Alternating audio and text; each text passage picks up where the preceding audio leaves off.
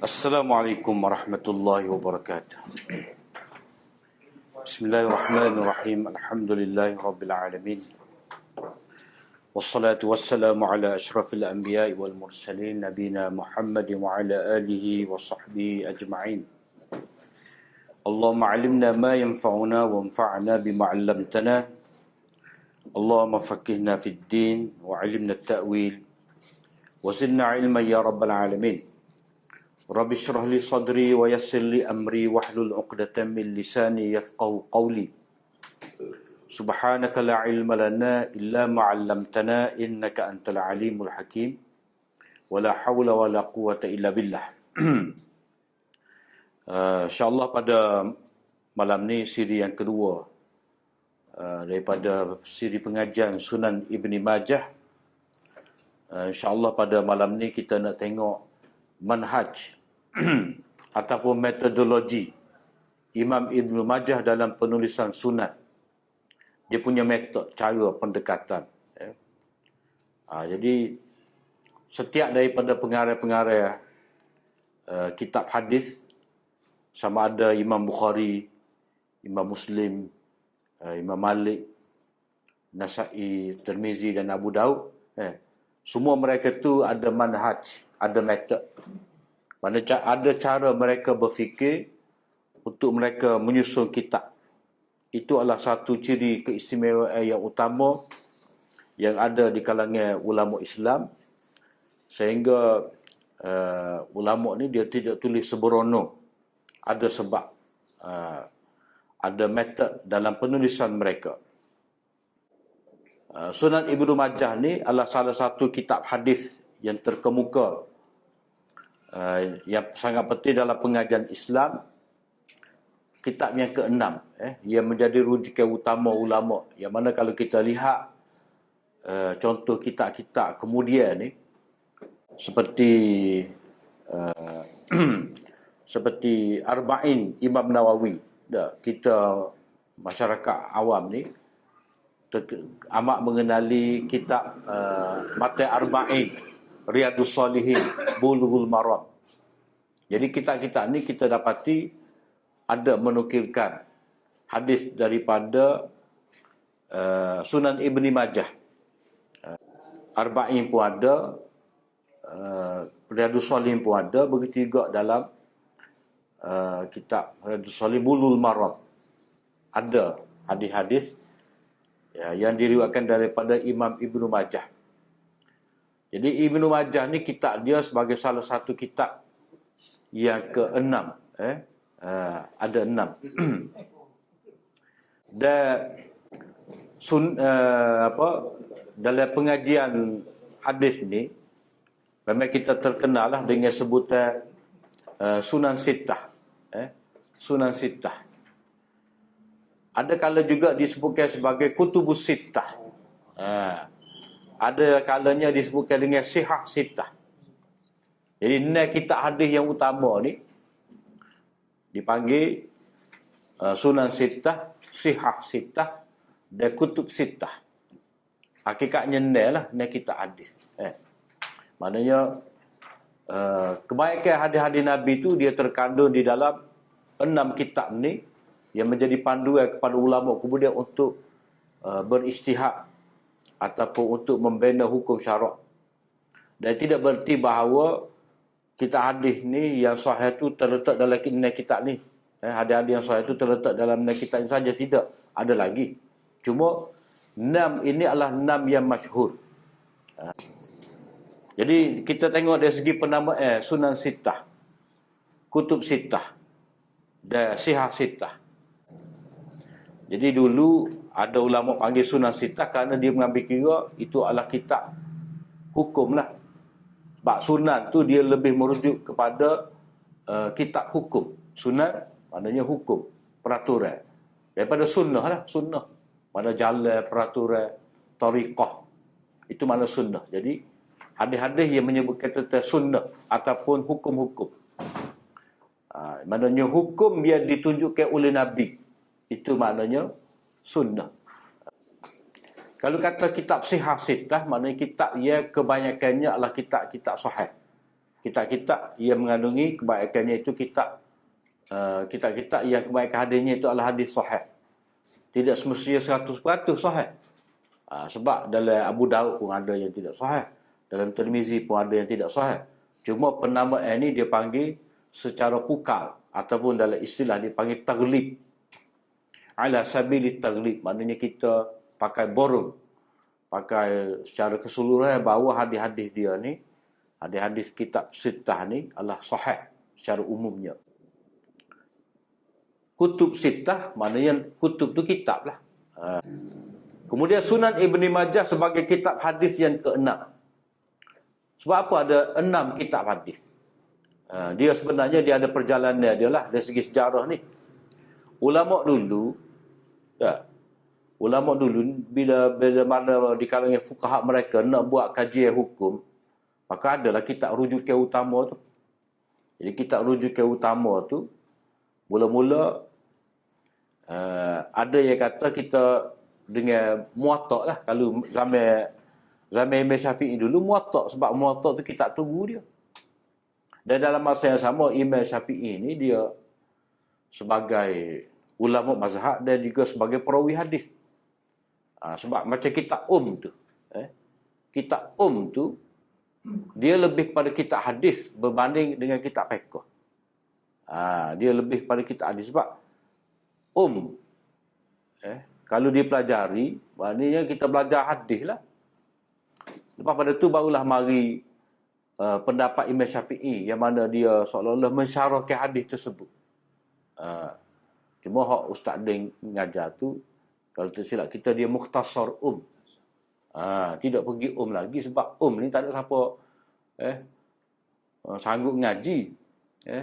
Mainnya ni. Tu berapa belah jilid? 12 jilid. Jadi kitab tu dia lebih kepada kitab hadis. Hadis fiqh lah. Hadis fiqh. Nak kata hadis saja pun tidak juga. Fiqh saja pun tidak juga. Tapi kitab hadis berserta dengan perbahasan Syafi'i. Dia gabung. Kita kata kitab hadis tu sebab apa? Sebab hadis dalam tu dia Imam Syafi'i dia bermula dengan haddatsana. Jadi haddatsana dengan sana lah. Jadi bila begitu dia lebih kepada kitab hadis. Macam kitab Tafsir Tabari. Tafsir Tabari dia lebih kepada kitab hadis. Cuma kitab hadis tentang tafsir. Kitab fiqh yang bersanad. Hadisnya bersanad. Ataupun kitab hadis fiqh bersanad ia ada ulasan daripada Syafi'i, berbahasa Syafi'i. Jadi kitab rujukan kalau dulu zaman Imam Syafi'i lah yang menjadi panduan semua ulama. Sebab kitab Muwatta' tu kalau zaman Imam Syafi'i kitab Muwatta' Malik. Jadi kitab Muwatta' Malik ni itulah membentuk mazhab Malik. Itu juga membentuk mazhab Syafi'i. Begitu juga mazhab Hanafi pun dia tupai daripada kitab Muwatta'. Sebab dia ada bersih Muwatta' Imam Muhammad. Bersih Muwatta' Imam Muhammad. Dia ada Muwatta' hak Malik riwayat Yahya bin Yahya. Ada juga Muwatta' bersih riwayat Muhammad bin Hasan Asy-Syaibani. Murid kedua Imam Abu Hanifah. Imam Abu Hanifah ni dia ada dua murid utama, Abu Yusuf Qadhi, Imam Muhammad sebagai akademik lah. Akademika. Maknanya dia menyediakan bahas-bahas ilmiah. Bahas-bahas ilmiah. Jadi Abu Hanifah ni dia kemah tu kerana dia ada anak murid yang menyediakan bahas secara ilmiah itu tugas Muhammad bin Hasan Asy-Syaibani. Manakala Abu Yusuf ni dia pegang jawatan qadhi. Jadi dia ada qadhi, ada mahkamah, ada tempat dia memutuskan hukum, dia menjadi tempat rujukan. Dia membuatkan hukum. Maka dia guna mazhab Abu Hanifah lah. Jadi mazhab Abu Hanifah tu dia kukuh dengan cara anak murid yang bawa dia. Sebab nak membina mazhab ni dia bukan satu benda yang mudah. Dia memakan masa beratus-ratus tahun. Jadi dia kena dokongan yang kuat. zaman kemudian ni, ulama kata rujukan utama untuk membina hukum ni seperti kata Hafiz Sa'id bin Sakan, bahawa 4 buah kitab hadis yang menjadi usul kepada Islam. Ada 4. Bahawa ada 4 tu. Ada 4 buah kitab hadis yang menjadi usul kepada Islam. Beliau mengatakan bahawa tiang bagi agama Islam adalah kitab Sahih Muslim, Sahih Bukhari, kitab Abu Daud, kitab Nasa'i. Kitab ni 4. Jadi maknanya di sini kutub arba'ah lah. Ada kutub arba'ah, 4 kitab. Kemudian pendapat ini diterima oleh Hafiz Abu Abdillah Ibni Mandah. Maknanya dia pun menyebut, maknanya kepada pelajar hadis ataupun kepada ulama tidak dia kena rujuk pada 4 dawawin ini, 4 kitab ni. Kemudian mari pula Al-Hafiz Abu Tahir As-Silafi menambahkan kitab Jami' Tirmizi, lalu menjadikannya sebagai kitab kelima. Ni kita tak ada nak ngedit ni pakai jalan gitu. Sebagai kitab kelima. Jadi duk main dengan 5 kitab ni, sebut maknanya kepada pelajar hadis 5 kitab ni. Kepada alim ulama yang nak beristihad ataupun nak tulis kitab, dia kena berpandukan kepada 6 kitab ni. 5 kitab ni. Imam Ibnu Salah dan Imam Nawawi, mereka berdua tidak memasukkan kitab As-Sunan, kitab Sunan Ibnu Majah sebagai sumber utama hadis seperti 5 kitab yang lain. Mana kalau kita tengok dalam kitab mereka berdua ni, Ibnu Salah dalam kitab dia Muqaddimah, Imam Nawawi ni dia meringkaskan kitab Muqaddimah. Kitab Ibnu Salah dengan kitab Nawawi ni, ini adalah teks utama lah kalau belajar usul hadis tu. Jadi antara kitab yang disenaraikan sebagai rujukan utama, 5 kitab tadilah. Ibnu Salah dan Imam Nawawi dia tidak menyebut nama kitab Ibnu Majah. Itu tersebut. As-Sayuti dia buat syarah atas kitab Imam Nawawi ni, memberi komentar bahawa Sunan Ibnu Majah telah pun masyhur, tersebar di zaman Imam Nawawi dan selepas itu baru dimasukkan sebagai kitab usul yang ke-6. Maknanya Imam Nawawi ni dia pakai turut pendapat Ibnu Salah yang ni tidak menamakan kitab Sunan Ibnu Majah sebagai rujukan untuk membina hukum. Ulama pertama yang memasukkan Sunan Ibni Majah ni ke dalam senarai 6 kitab hadis adalah Abu Fadl Ibnu Tahir dalam kitabnya Syurut A'immah. Syurut A'immah As-Sittah tu dia kena tambah. As-Sittah. Syarat-syarat imam yang 6.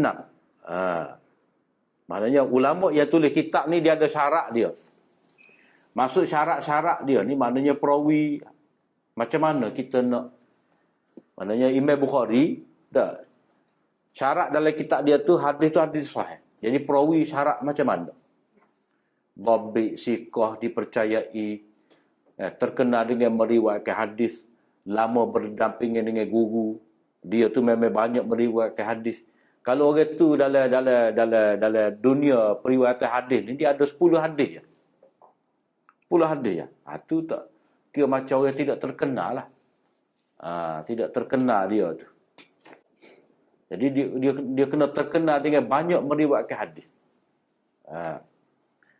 Lepas tu dia tu pula antara syarat bagi seorang perawi untuk hadis dia tu diambil oleh imam-imam yang 6 ni, dia kena lama bermulazamah dengan guru dia.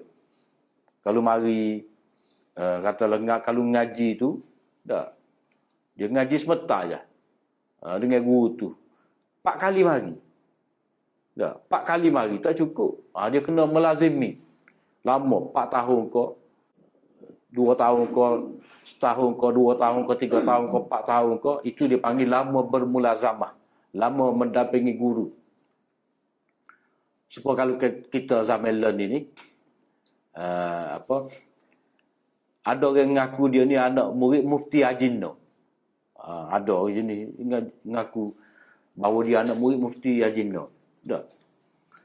Jadi sedangkan Hajinno ni ada tempat dia mengajar. Ada tempat dia mengajar dan lama dia mengajar. Tak. Sebab ada seorang ni dia mengaku bahawa Tok Peti Hajinno ni mengajar ilmu ni pada dia tengah malam. Tengah malam. Jadi benda tu pelik lah ajaran tu.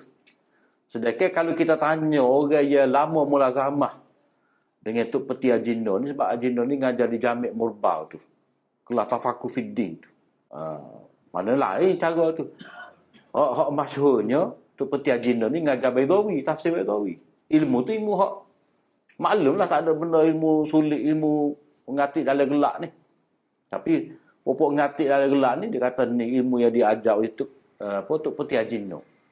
Maknanya kena tengoklah orang ni ambil ilmu dengan Tok Peti Hajinno ni bila, masa mana tempat dia ngajar di Masjid Penambal tu. Sekian lama dia ngajar situ di Masjid Muhammadi. Tiba-tiba kata ada dia ngajar tengah malam. Supaya orang dakwah ambil ilmu hikmah daripada Tok Kenali lah. Dia kata Tok dia ni pecek Tok Kenali. Tengok Tok Kenali letih tu dia main pecek. Masa tu lah keluar segala ilmu ma'rifat hakikat. Ia terkeluar dalam keadaan dia letih, khabar tak khabar. Tu tak pakar gitu tu. Bukan waktu, kita kata bukan waktu Tok Kenali buka kitab. Kau sekian ramai anak murid Tok Kenali, dia tak ada ngajar ilmu pelik-pelik lagu tu. Tu maknanya syarat perawi tu dia ambil kira macam mana dia tu belajar mengambil riwayat daripada gurunya. Jadi ulama ia mula-mula menyebut Imam Ibnu Majah ni dalam senarai pengarang kitab yang penting, iaitu Abu Fadl Ibnu Tahir dan juga Al-Mizzi dalam kitab Tuhfatul Ashraf fi Ma'rifatil Atraf dan Tahzibul Kamal. Tuhfatul Ashraf ni mana kitab indeks hadis. Pada waktu tu ada kitab indeks hadis. Maknanya hadis ni kita nak cari duk mana. Zaman tak ada komputer. Dia ada buku kitab ni. Macam hadis laisa syadid bis sur'ah tu. Laisal ghina an kasratil arad. Jadi cari bab laisa. Dia ada tu. Laisa saja. Innama saja. La yu'minu. Dia ada tu. Kita nak cari dia akan sebutlah dalam kitab ni. Perawi dia sekian-sekian. Itu indeks hadis pada zaman itu. Dan juga dalam kitab Tahzibul Kamal oleh Mizzi. Tahzibul Kamal ni mana kitab biografi perawi. Biografi perawi. Sorang-sorang. Perawi yang ada dalam Sunan Sittah tu, ada segala rekod kajian tentang dia tu seorang demi seorang dalam kitab Tahzibul Kamal. Kitab Tahzibul Kamal ni berkali 20 jilid, 20, macam-macam cetak lah. Antara 15 jilid sehingga 20 jilid. Tahzibul Kamal mana komus perawi hadis. Situ tu ada sebutlah Ibnu Ma'in kata gini macam mana, Bukhari kata macam mana, Fallas kata macam mana, Ibnu Qattan kata macam mana. Ada senarai dia punya kritikan terhadap perawi tadi. Sekali dengan nama tu guru dia, anak murid dia, ada belakang. Mana dia mengembara, ada lengkap. Jadi Al-Mizzi ni dah. Setengah tu muka tulis ku Arab ke tak ada bagi, setengah tu dia baca Al-Mazzi. Sebenarnya Al-Mizzi. Jadi Al-Mizzi ni dia menyenaraikan perawi-perawi dalam Sunan Sittah. Termasuklah perawi dalam Ibni Majah. Ada ulama seperti Ibnul Athir meletakkan kitab Muwatta karangan Imam Malik, dan ada yang meletakkan Sunan Darimi, dan ada yang mencatatkan kitab ke-6 Syarah Ma'anil Athar oleh Imam Tahawi. Maknanya ada ulama meletakkan kitab ia ke-6 ni sebagai tempat Ibnu Majah dengan tak kitab lain. Maknanya sepakat ulama pada waktu itu terima 5 kitab. Oleh kerana nak menambahkan lagi koleksi rujukan ni, maka ada yang tambah yang kena. Jadi Ibnu Tahir tambah Sunan Sittah. Begitu juga Al-Mizzi tambah Sunan Sittah. Tetapi ada orang yang tidak setuju. Ada yang kata kita letak Darimi lah. Orang lain pula kata kita letak Muwatta. Ada pula yang kata letak Syarah Ma'nil Athar oleh Imam Tahawi. Ini jangan tukar dengan Syarah Mushkilul Athar. Waktu penuh saat dia ngajar itu tu, waktu kitab lain. Ini Syarah Ma'nil Athar. Kitab lain pula. Waktu tu hadis-hadis yang menimbulkan polemik. Hadis Mushkilul Athar ada yang mencetuskan kemuskilan. Syarah Ma'nil Athar ni maknanya kitab yang menghuraikan hadis-hadis yang bertentangan makna.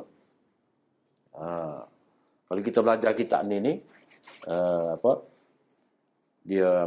mula-mula Imam Tahawi buat mari hadis yang menjadi dalil kepada satu mazhab. Kemudian dia pun buat mari hadis lain yang bertentangan yang menjadi dalil pada mazhab kedua. Lepas tu dia bandinglah.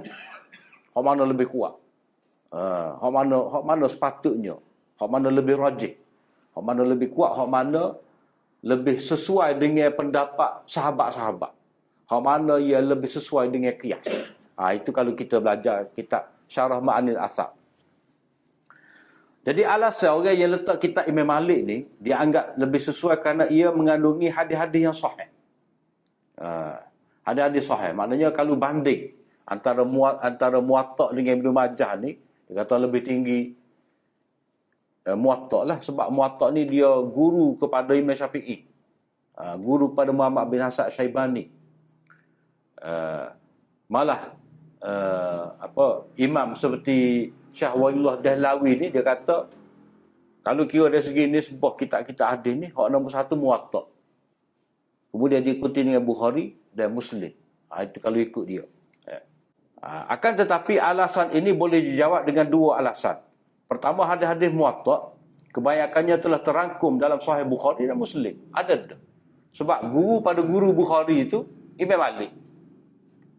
Guru pada guru Imam Muslim Imam Malik. Jadi hadis-hadis Muwatta tu sebenarnya sudah ada dah dalam Sahih Bukhari, dalam Sahih Muslim. Hatta dalam Abu Dawud pun ada dah. Jadi tak perlulah kita nak ambil Muwatta tu nak kira sebagai kitab yang ke-6. Kerana hadis-hadis Muwatta tu telah ada dah dalam Muslim, dalam Bukhari. Yang kedua, kitab Muwatta ni, kitab Muwatta ni. Kitab Muwatta tinggal tu. Banyak mengandungi hadis mauquf. Hadis mauquf dan asal sahabat tu samalah. Tukar. Hadis mauquf satu, kemudian fatwa sahabat.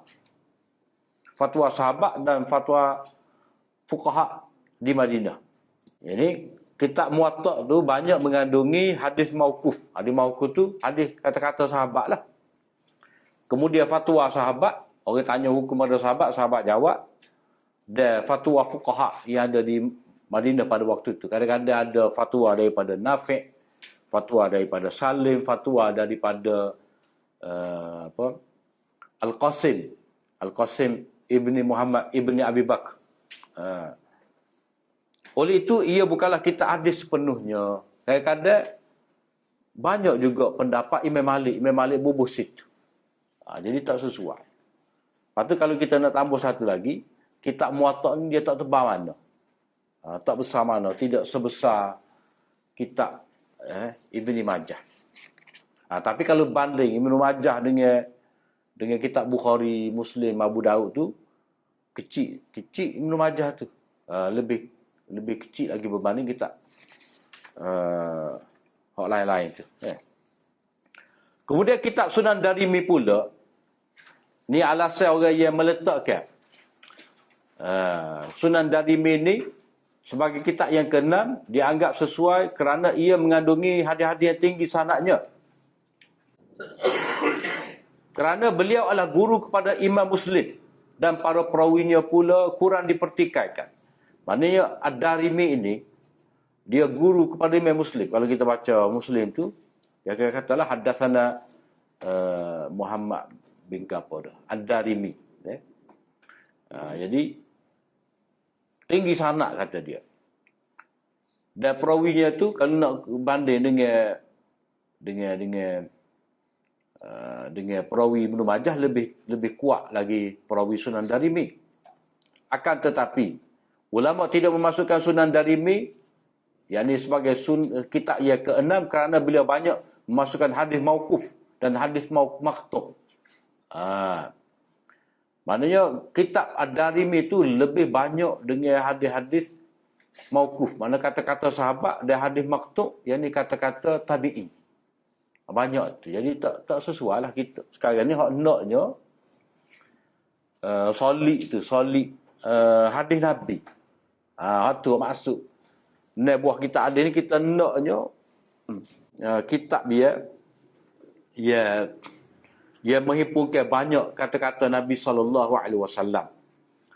Bukan kata-kata sahabat dan tabi'in. Lepas tu kalau golongan yang nak letak Syarah Ma'anil Asad tadi. Hal tu tidak sesuai juga kerana tumpuan utama Imam Tahawi dalam Syarah Ma'anil Asad tu adalah untuk menjelaskan hadis yang bercanggah. Mana tujuan dia tu untuk menjelaskan hadis yang bercanggah. Bukan nak himpun hadis-hadis. Dia boleh jadi rujukan kepada ulama, tidak. Yang kedua, tidak sesuai kitab Syarah Ma'anil Asad ni kerana Syarah Ma'anil Asad ni dia lebih cenderung kepada mazhab Hanafi. Dia ke arah Hanafi tu banyak. Dia memang orang kepada mazhab dia. Kalau kata macam Bukhari ni tak nampak dia nak agak pada mazhab dia. Dia tak sebut. Ini pendapat aku kau gapo tidak.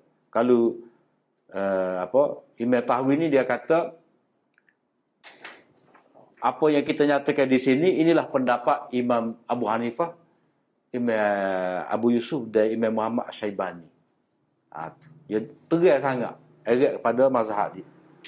Mazhab Hanafi. Yang ketiga iaitu Imam Tahawi ni banyak sangat juga mengemukakan asar sahabat dan juga pendapat tabi'in. Tak lagi lah bila dia nak sokong mazhab dia tu, dia akan marilah pendapat sahabat, pendapat tabi'in. Dia selaras dengan aliran dia. Sudah tentu ulama yang memasukkan Sunan Ibnu Majah sebagai kitab yang ke-6 mempunyai alasan yang kukuh kerana banyaknya penambahan pada 5 kitab. Maknanya hadis yang ada dalam Sunan yang 5 tu banyak dah. Lepas tu tengok pula dalam Ibnu Majah lagi ada tambahan-tambahan yang wajar diambil kira. Maka dengan sebab itulah kitab Ibnu Majah ni sesuai untuk dimasukkan sekali. Dan banyaknya manfaatnya, poinnya terutama bagi sesiapa yang mahu mendalami ilmu agama dan menjadi seorang ulama. Mana ulama tu kalau dia nak beristihad ataupun dia nak mengeluarkan hukum daripada hadis-hadis ni, maka dia boleh rujuk kepada Sunan Ibnu Majah sebagai tambahan. Pada pendapat penulis, ulama menghitung Sunan Sittah sebagai kitab usul bukannya kerana dilihat kepada kesahihannya semata-mata, kena tambah semata-mata, tetapi melihat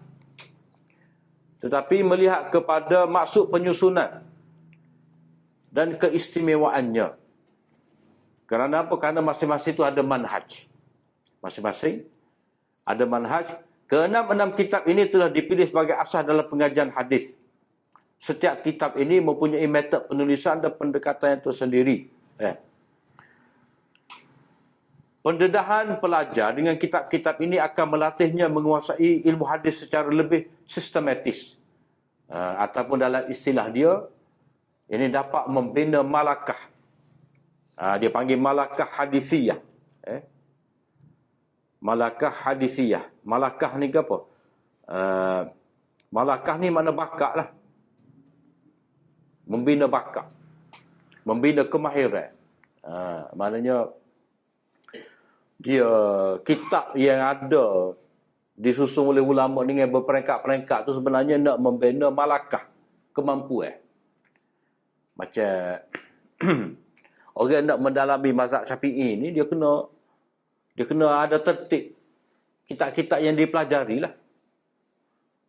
Macam kalau orang pondok gapo dia akan ngaji lah kitab Mukhtasar Latif dah. Naik pula kepada kitab Safinatun Najah, patu Safinatus Salah, patu naik pada Mata Ghayah wa Taqrib, Fathul Qari dah. Naik kepada Umdatus Salik, naik pada Minhaj Talibin dah, naik kepada Mahalli. Tu nak bina malakah, nak bina bakat jadi ahli fiqh.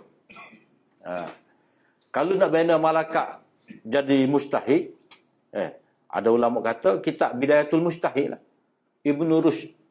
Sebab Ibnu Rushd ni dia bandingkan mazhab. Syafi'i kata gini, Hanafi kata gini, Malik kata gini. Puncanya hadis ni. Kalau tu kata hadis ni dilihat daripada kaedah ni. Kaedah ni mengeluarkan kesimpulan lagu ni daripada hadis ni dah. Sebab itulah dia ada kajian tu, dia kata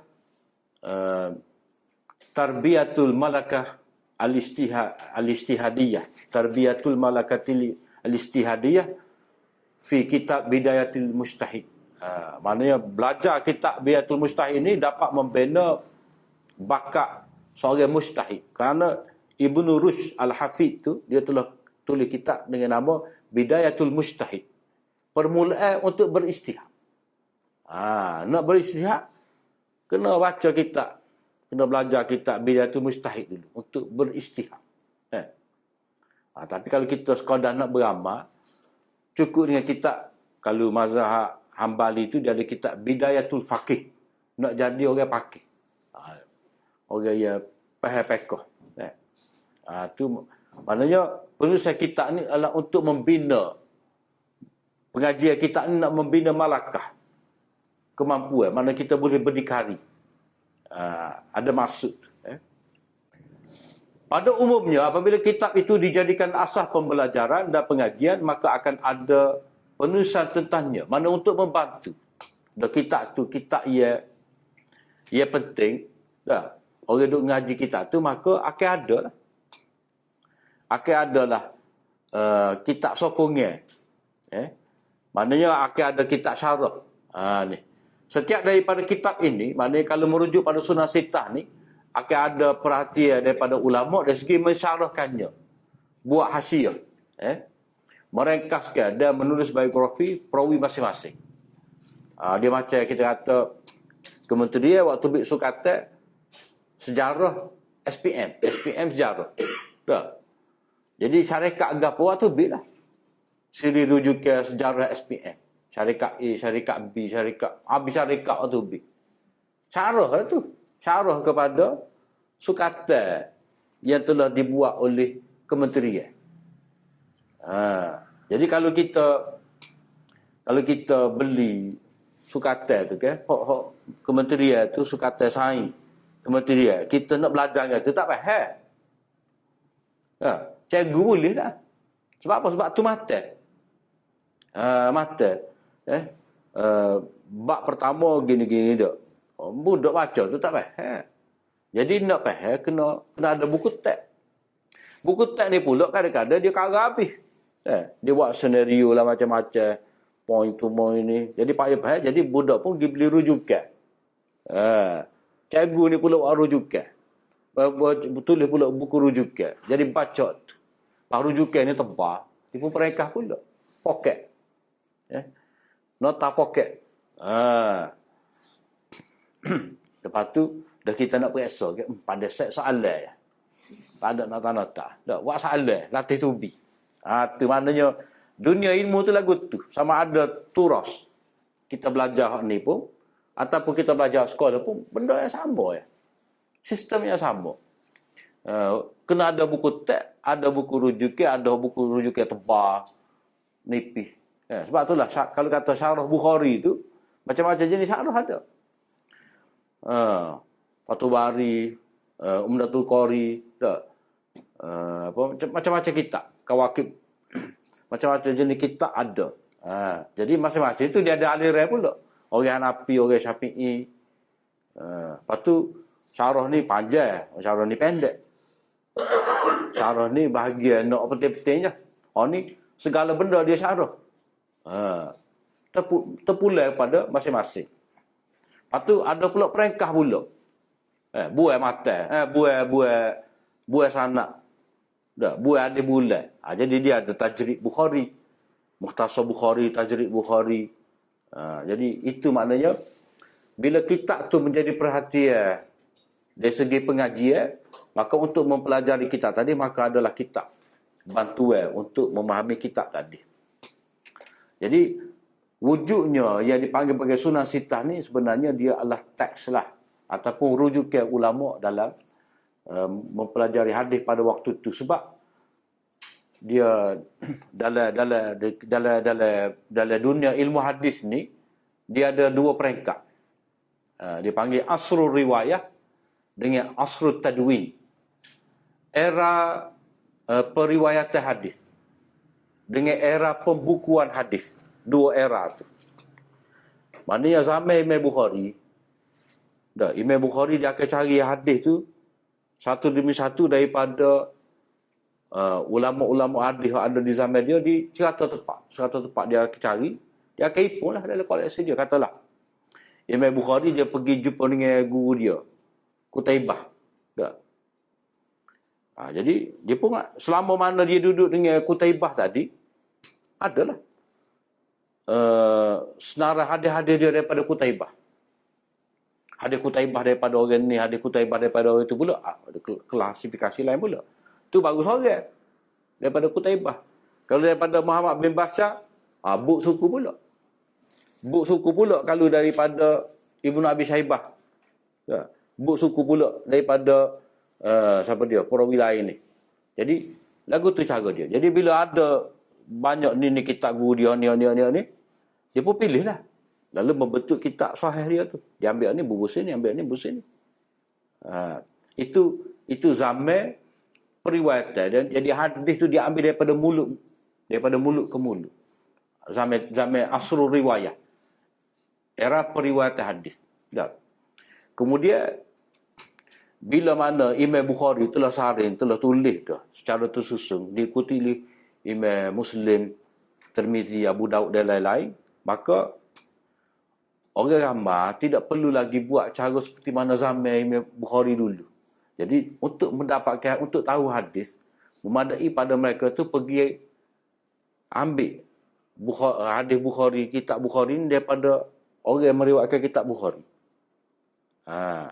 Tak perlu dah pergi jumpa Syekh ada hadis ke apa, cerita kita. Sebab jalur tu dia akan mari ikut Bukhari juga. Jadi memadai dengan ambil ikut Bukhari. Itu panggil asrul tadwin. Asrul tadwin. Jadi kitab Bukhari tu waktu dia bacakan kepada anak murid dia tu beratus-ratus orang, beribu-ribu orang. Jadi kira-kira kitab Bukhari tu telah jadi mutawatir. Tak perlu orang tu nak cari daripada seorang guru direct daripada mulut mereka. Sebab apa? Sebab semua hadis-hadis itu telah tercatat dalam kitab masing-masing. Siapalah kepada orang kemudian pun macam Nasa'i ke Tabarani ke Bazzar ke ada dalam kitab. Hadis itu ada dalam kitab. Maka sebab itulah sudah menjadi satu kesepakatan di sisi ulama hadis, tidak ada hadis yang tidak dicatat. Jadi kalau ada hadis yang tidak dicatat tu, itu macam pembohongan lah. Ada dakwa yang kata hadis ni ada ahli bait, imam-imam. Itu tak boleh pakai sebab ulama kita ni, ulama yang menekuni disiplin hadis ni dia telah catat semua dah. Lepas silapnya kata Suyuti, setelah asrul tadwin ni, ulama yang telah ambil riwayat dengan cara bersanad ni, dia telah letak dalam kitab-kitab mereka, maka tidak ada lagi kitab yang tidak ada lagi hadis yang terlepas daripada mereka. Semua ada. Kalau baru ada tu cek lah. Itu adalah cak reka. Yang telah tak tahu mari melalui mimpi ke. Dah. Itu semua pembohongan belaka. Sebab ulama ni begitu teliti menyaring. Dia tidak akan membiarkan hadis tanpa diriwayatkan dengan ada sanad. Jadi bila ada dia akan catat. Taswilah. Dia tak ada jenis tak apa. Kita akan pindah hadis ni melalui mulut ke mulut dak. Ulama hadis ni memang daripada dulu lagi dia catat hadis. Sebab penulis hadis ni dia berlaku zaman Nabi lagi. Suruh catat hadis. Dan untuk memudahkan umat ni, sebab itulah Imam Bukhari dan murid-murid dia tu dia ada kitab koleksi hadis. Jadi untuk belajar hadis ni dengan rujuk pada kitab yang ada. Tak payah cari Syekh ada kitab, Syekh ada hadis mana? Kau tak ada dalam kitab. Kau tak ada tu. Tapi kalau dia pejam mata selai atas tu, orang hadis tu, tu boleh-bolehnya. Kemudian maksud penulisan Sunan Sittah.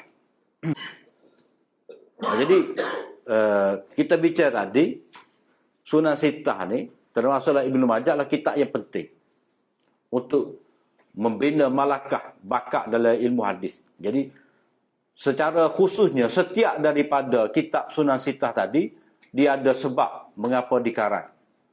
Ulama hadis telah menjelaskan bahawa maksud Imam Bukhari untuk mengeluarkan hadis-hadis sahih, malah paling sahih, dan mengajar cara bagaimana mengistinbatkan hukum daripadanya. Itu. Hal ini kita tak berujukan. Ini adalah Syekh Zakaria lah. Syekh Zakaria Kandalawi. Dalam kitab dia Aujazul Masalik dia ada sebut. Jadi maksud Imam Bukhari ini untuk mengemukakan hadis yang paling sahih. Hadis sahih malah paling sahih. Itu yang pertama. Yang kedua, mengajar cara bagaimana mengistinbatkan hukum daripadanya. Sebab kitab Sahih Bukhari ni kita ngaji kan, dia kau lama kau halus terjemah tu bab dia tu.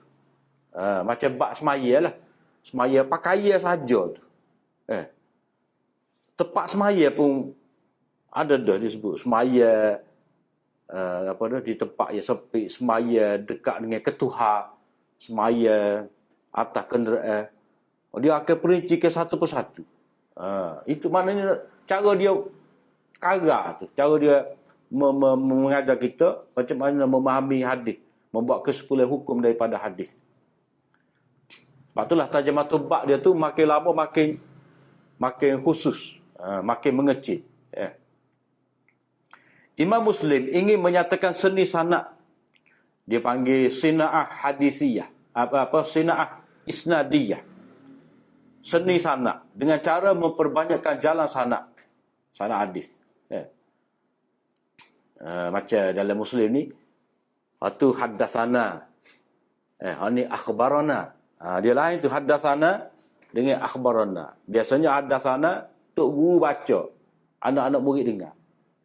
Akhbarana dibacakan hadis di hadapan tok guru. Imam Muslim dia jaga benda-benda ni. Haddatsana dengan akhbarana. Akhbarana guru dengar, anak murid baca. Anak murid baca, guru dengar. Haddatsani mana sama so. Tak ada orang lain. Haddatsana dalam majlis ramai-ramai, haddatsana. Haddatsani antara guru dengan anak murid je. Guru baca pada anak murid. Akhbarani mana guru seorang saja, dia dengan guru dia saja, dia membacakan hadis tu di hadapan guru dalam keadaan tak ada orang lain. Dia bersendirian membaca hadis di hadapan tok guru. Jadi kalau Imam Muslim ni banyaklah. Kadang dia nak menyatakan perbezaan lafaz tu. Tok guru Imam Muslim hak ni lafaz lagu ni, tok guru hak ni lagu lain pula. Maknanya ketelitian mata tu itu amat dijaga oleh Imam Muslim dengan cara memperbanyakkan jalan ataupun sanad hadis, jalan sanad hadis. Kemudian memperbanyakkan syawahid. Syawahid ni hadis-hadis sokongan daripada sahabat yang berlainan. Maknanya syawahid ni maknanya hadis daripada sahabat yang berlainan. Dan mutaba'ah. Mutaba'ah ni maknanya riwayat-riwayat sokongnya, maknanya riwayat sahabat seguru lah. Sahabat seguru. Secara mudah, mutaba'ah ni sahabat seguru. Macam contoh Imam Muslim ni, hadis ni diambil daripada dua orang tunggu dia. Ibnul Musanna seorang, Ibnu Bashar seorang. Kadang-kadang Ibnu Abi Syaibah. Kadang-kadang Pak ada. Ibnu Numair. Abu Bakar bin Abi Syaibah, Muhammad bin Numair, Muhammad bin Bashar, Muhammad bin Musanna. Macam kita baca haddatsana, kata Muslim haddatsana Ibnu Numair wa Ibnu Bashar wa Ibnu Musanna wa Ibnu Abi Syaibah. Pak. Jadi mereka semua ni ambil, katalah contoh mereka semua ni ambil daripada Muhammad bin Ja'far. Muhammad bin Ja'far, ataupun ambil daripada Abdullah ibn Numair. Ambil daripada Abdullah ibn Numair. Jadi mereka berempat ni kira-kira sebagai rakyat seguru lah. Jadi hadis daripada rakyat seguru ni dipanggil hadis mutaba'ah. Sokongnya. Maknanya dia tidak bersendirian. Tidak tafarrud. Abu Daud pula bermaksud untuk menghimpunkan dalil-dalil mazhab dan imam mujtahidin yang menjadi asas kepada mereka dalam menyimpulkan hukum dan bagaimana mereka beristidlal. Beristidlal ni buat dalil. Sebab itulah kata Imam Ghazali, kalau orang tu nak beristihad memadai ada padanya itu Sunan Abi Daud. Itu kalau mengikut Imam Ghazali. Ada Sunan Abi Daud cukup dah. Seseorang itu nak beristihad. Maka terhimpun di dalamnya hadis sahih, hasan dan soleh untuk diamalkan. Soleh ni mana layak lah untuk diamalkan dan dijadikan sokongan. Jadi dalam Sunan Abu Daud ni dia ada kelah-kelah lah hadis. Sahih, hasan, soleh maknanya boleh. At-Tirmizi pula bertujuan untuk menjelaskan hadis-hadis hukum yang menjadi sandaran kepada ulama. Mana hadis-hadis tu mesti ada ulama pegang. Kalau ada seorang pun ulama pegang hadis tadi, maka Imam Tirmizi tidak akan memasukkan hadis dalam sunan dia. Begitu juga Imam Tirmizi menyebut amalan pegangan mereka. Yang ni berdasarkan kepada hadis ni. Macam hadis apa? Iza staddal iza shaddal haru fa'abridu bis salah. Fa'abridu zuhra, fa'abridu apa hadis itu dia tu? Bila mana panah bersangatan maka hendaklah kamu semaya zuhur tu. Pada waktu redup. Maknanya kalau musim panah, musim panah zuhur pukul 1 panah-panah ceng itu, Nabi kata fa'abridu bizuhri. Semayalah waktu zuhur pada waktu redup. Maknanya pukul 2:30 lah baru qamat. Jadi wa ila hadzal hadis zahaba ahlul ilmi. Ahli ilmu berpendapat berdasarkan kepada hadis ni. Dia pun sebutlah min as-sahabah wat tabi'in. Dia akan sebutlah. Kadang-kadang dia akan sebut nama-nama imam tu macam Malik ke, Ats-Tsauri ke, Ibnu Mubarak ke, dia akan sebut. Ishaq, dia akan sebut nama-nama imam-imam tu. Mana Imam Tirmizi akan sebut nama-nama ulama yang berpegang dengan hadis tadi. Sebab itulah hadis kitab Tirmizi ni dia terkenal dengan kitab mazhab ulama. Dia akan sebut mazhab ulama. Serta memperkenalkan cabang ilmu hadis seperti nasih mansuh. Macam Imam Tirmizi dia kata hadza hadisun hasan sahih, hadza hadisun gharib, hadza hadisun hasanun sahih gharib, hadza hadisun hasan.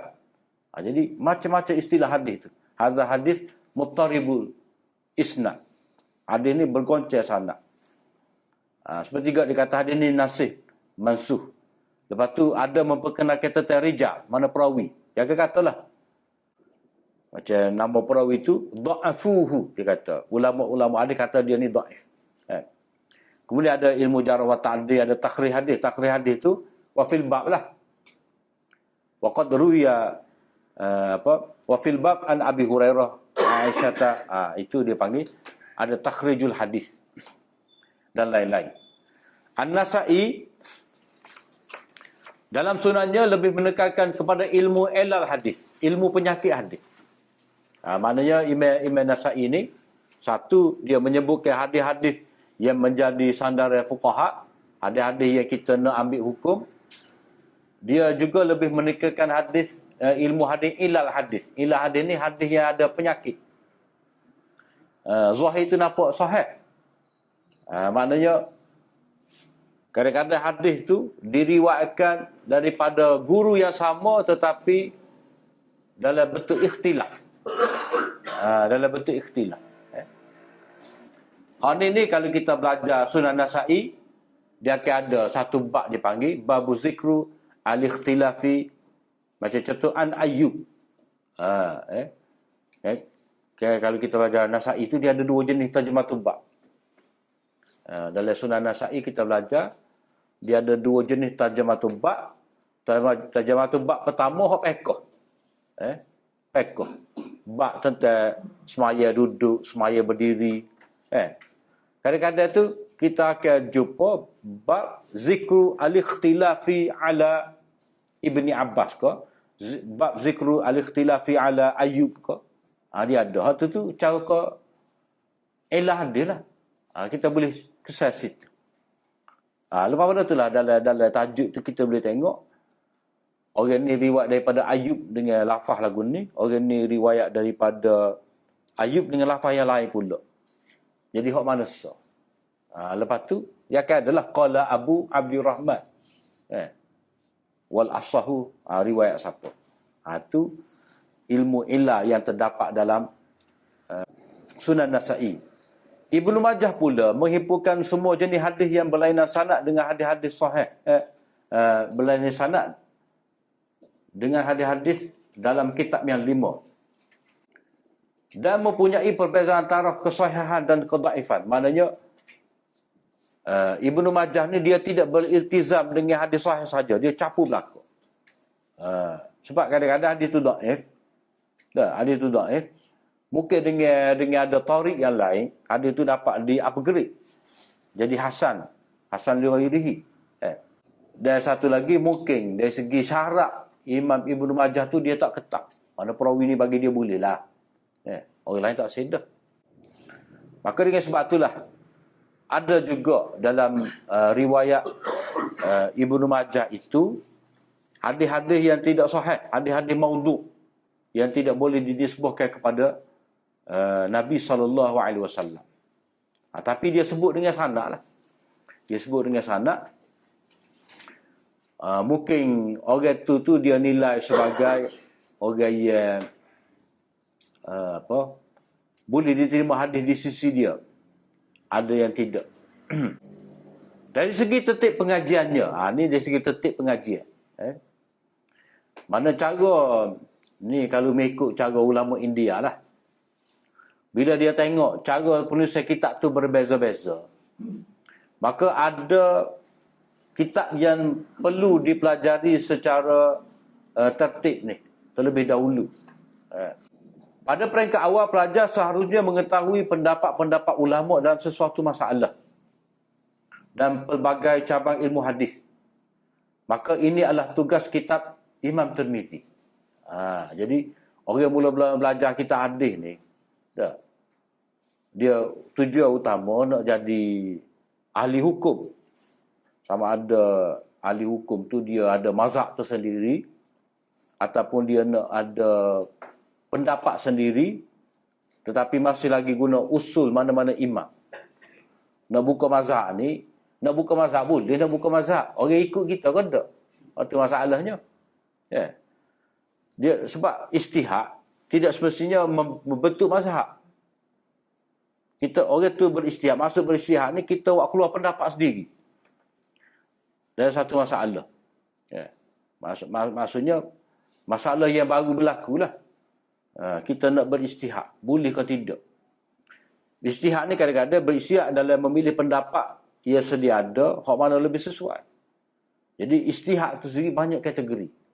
Dan bila beristihad, tidak semestinya dia membuka mazhab. Tidak. Apatah lagi kita kata, dia beristihad nak lawan imam-imam. Ni nak lawan Imam Syafi'i ni. Ni nak lawan Imam Malik ni. Tidak. Maksudnya kita nak independent, nak berdikari, kita nak bebas. Sebab apa? Sebab ulama dulu dia beristihad dalam konteks dia. Zaman Baghdad. Zaman Baghdad tu dia tidak ada masalah air kumbuhan tu. Kita ni ada masalah air kumbuhan tu. Pada ketika kata contoh hak mudah. Pada pandemik pun ni. Semaya dengan berjarak. Benda tak pernah timbul pun. Tiba-tiba pada tahun 2020 berlaku. Peling habis. Jadi kata perlu pada istihad tu. Jadi istihad ni orang ada lesen. Boleh nak beristihad. Jadi istihad ni bila beristihad maknanya nak menyelesaikan masalah hukum. Tidak semestinya nak membina mazhab baru. Nak lawan imam-imam yang sedia ada membentuk mazhab. Tidak. Kalau orang tu nak beristihad nak membentuk mazhab baru, boleh, tak ada masalah. Cuma atas dia lah. Pandai dia lah. Sebab nak bina mazhab ni dia kena ada, kita kata, kitab. Dia sendiri ada kitab. Macam Syaukani, dia ada mazhab dia. Dia ada kitab. Pada kitab dia tu lah dia sebut pendapat-pendapat dia je. Cuma masalahnya orang kemudian nak turut dia ke tidak. Tak ada pula orang dakwa dia sebagai mazhab Syaukani. Maknanya dia mendakwa sebagai mujtahid, tapi tak ada siapa pun dia meneruskan mazhab dia. Macam Imam Bukhari. Imam Bukhari ada mazhab dia, tetapi tak ada orang yang menyaring mazhab dia tu. Maknanya seperti kitab kecil menyusun secara sistematik semua pendapat Bukhari. Tak ada. Semua tu ada dalam bentuk dia bahas. Ada celah-celah dalam syarah hadis lah. Macam Anwar Kashmiri kata, ni mazhab Bukhari. Sekadar celah tu. Tapi tak ada seorang pun boleh tulis daripada taharah sapalah pada bab jenayah, semua pendapat Bukhari. Ada. Jadi mazhab Bukhari tu dia ada dalam penulis syarah-syarah ataupun dia hanya wujud dalam perbahasan. Hak mazhab ada ni sebab dia ada mahkamah, dia ada negara, dia ada kerajaan. Sebab itulah dia kukuh mazhab tu.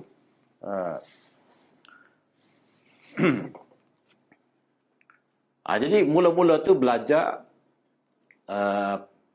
pendapat ulama dalam satu masalah. Kita kena tahulah Abu Hanifah kata lagu mana, Malik kata lagu mana, Sauri kata lagu mana. Dan juga cabai ilmu hadis. Ini adalah tugas kitab Jami' Tirmizi. Setelah mengetahui mazhab dan pendapat ulama, maka hendaklah dia mengetahui dalil-dalil ulama, dan ini tugas Sunan Abi Daud. Jadi ulama ni berpendapat dengan pendapat lagu ni, mana dalil dia? Maka Abu Daud tu tolong beritahu. Sebab itulah dalam Sunan Abi Daud ni dia akan buat dua tarjamatul bab. Ni dalil mazhab pertama, tarjamatul bab kedua ni dalil mazhab kedua. Oleh kerana hukum itu tidaklah difahami secara langsung daripada dalil-dalil, maka pelajar mestilah mengetahui bagaimana cara untuk memahami hadis dan cara untuk menyimpulkan hukum daripadanya. Maka tibalah pula peranan Imam Al-Bukhari dengan kesenian abwab wa tarajimnya. Mana bab-bab dan tarjamatul bab ni. Cara Imam Bukhari buat tarjamatul bab ni akan menunjukkan kepada kita cara nak ijtihad. Lepas tu nak faham abwab wa tarajim ni dia ada 60 usul pula. 60 usul pula. Untuk menguatkan hujah dan pendapatnya dalam istinbat, pelajar memerlukan kepada hadis yang bukan saja sahih tetapi banyak mempunyai jalan dan sanad. Maka ini tugas Sahih Muslim. Macam kes kalau kita baca tadilah cerita Maimunah nikah dengan Nabi ni. Maimunah nikah dengan Nabi ni, Ibnu Abbas kata Nabi dalam keadaan muhrim. Maimunah kata Nabi telah halal. Dah. Jadi sama-sama kuat tu. Dah, hadis tu.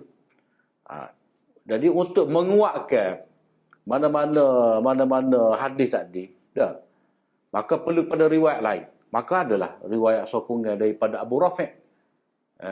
Abu Rafi' juga meriwayatkan seperti mana Maimunah. Maka dengan sebab itulah, sebab dalam salah satu dari perkara ijtihad ni dia kena tarjih. Disebabkan dua dalil yang bertentangan, maka perlu pada tarjih. Antara wajah tarjihnya kita kena cari hadis-hadis yang boleh menyokong. Banyak tarik, banyak sanad yang menyokong hadis yang kita pegang tu.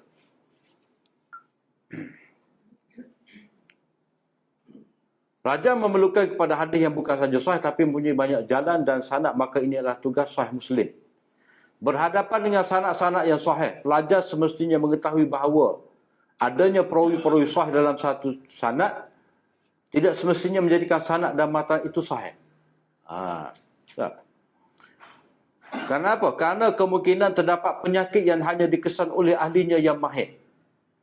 Macam dalam bab haji ni, sebanyak-banyak riwayat tentang miqat ni, semua sebut miqat orang Madinah, Zulhulaifah. Orang Yaman, Yalamlam. Orang Najat, Qarnul Manazi. Orang Syam, Juhfah. Tiba-tiba ada satu riwayat ni kata untuk orang Iraq, Zatul Irqi. Pelik tu. Pelik tu. Jadi ulama bahas bahawa walaupun riwayat penetapan untuk orang Iraq tu, Zatul Irqi adalah sahih Muslim, tapi hak tu tidak sahih. Hak tu maklul. Kerana apa? Kerana penetapan Zatul Irqi sebagai miqat orang Iraq tu hanya ditetapkan oleh Umar secara ijtihad dia. Bukan sabit dalam hadis yang sahih. Sebab banyak-banyak orang riwayat ni, tidak ada seorang pun perawi yang menyebut miqat bagi orang ahli Iraq. Adanya untuk orang Syam, orang Najat, orang Yaman, orang Madinah. Jadi tambahan untuk orang Iraq tu itu tidak sahih. Jadi nak tahu ni, inilah ilmu ilal tu. Ilmu ilal. Maka dengan mempelajari Sunan An-Nasa'i, pelajar akan dilatih dengan ilmu ilal hadis. Sebagai latihan dan praktik terhadap apa yang telah dipelajari, maka pelajar seharusnya sudah mampu membuat penilaian kritis terhadap mana-mana riwayat yang ditemuinya dalam mana-mana kitab hadis. Maknanya bila dia telah baca habis dah, belajar dah 5 kitab tadi, mana sekarang ni teratas. Untuk permulaan praktik dilakukan pada kitab Sunan Ibn Majah yang terhimpun di dalamnya itu hadis-hadis dengan pelbagai status.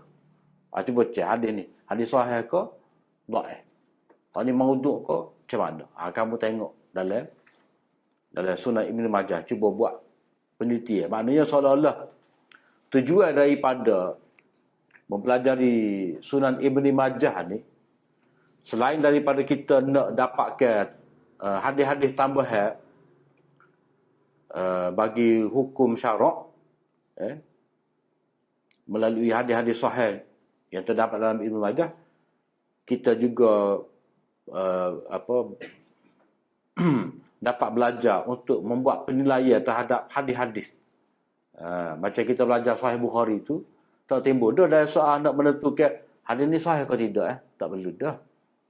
Tapi bila belajar Ibn Majah ni, dia kena perhati, tengok model. Baca perawi ni, perawi ni masalah ni. Lagu mana ni? Nak kata hadis ni hasan ke dhaif. Jadi sebab itulah dia kena kaji, tengok perawi dia tu, setara mana perawi dia. Kadang-kadang sanad saja dhaif. Sanad dia kita tengok, sanad ni dhaif ni. Lepas tu mata dia dhaif ke? Belum tentu. Sebab apa? Sebab hal dhaif di sini perawi dia mata kuat. Mata kuat ni kerana ada Dalam kitab lain, perawi lain ia turut sama meriwayatkan hadis ni. Jadi hadis ni mata lemah tetapi makna sahih. Kemudian nama kitab Sunan Ibni Majah. Betul sangat tu dah. Jadi itu dia apa? Sunan Ibni Majah sebagai kitab sunan. Dari segi tertib kedudukan dia, sebab apa dimasukkan dalam kitab pengajian dan tujuan kita mempelajari Sunan Sittah. Wallahu a'lam. Akhir da'wana. Alhamdulillah.